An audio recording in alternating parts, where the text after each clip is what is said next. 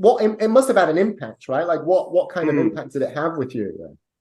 Yeah, traveling is a tricky one. Depends on the reasons for traveling. I've traveled for many different reasons, sometimes for good reasons, sometimes for not good reasons, i.e. escapism, but it's definitely always an enriching experience, a learning experience. It is usually some sort of learning. There's something that like adds value to your life every time, like a new friendship, new perspective, new experiences, new contacts, new languages, there's always something you get from the experience. So traveling, I think, especially if you go at it with an open mind and sort of an open heart, you really, really can have the opportunity to enrich your life.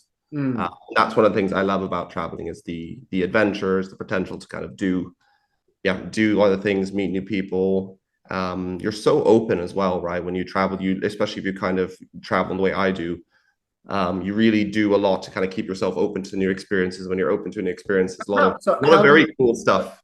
I mean, I know how you travel, Tom, right? Like, we travel similarly sometimes, but for the audience who don't know you, right? How do you travel? How do you travel in a way that enables you to have that opening experience? I think, for example, Yeah. Mexico could be a great example when we went to Mexico, right? Sometimes people go to Mexico and they stay in just a resort, right? Mm. But yeah, how do you travel? So I generally don't like doing short trips. I generally like to do sort of longer stays away. I don't do all inclusive. I almost always stay in like B&Bs, sort of in places where they have like a lot of culture. I'm much more about being close to people, being close to what's going on the ground.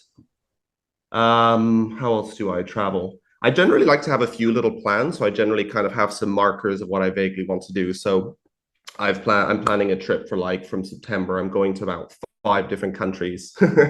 September to where? I live in Barcelona, but I'm going to 5 different countries in September and coming back in the new year. But generally, I like to So have a between vague September to plan. January, you're going to 5 different countries. Yeah, yeah. Not a digital nomad though. Don't say it. Not a digital nomad. Did we hear? Not a digital nomad. Do not say it. But Uh, I generally love like to it. have a vague structure for what I kind of want to do. So one part is like visiting my family. One Mm, part is kind of I'm going to Istanbul with a friend, so it's kind of about catching up with him, experiencing the culture, experiencing the nightlife. mm.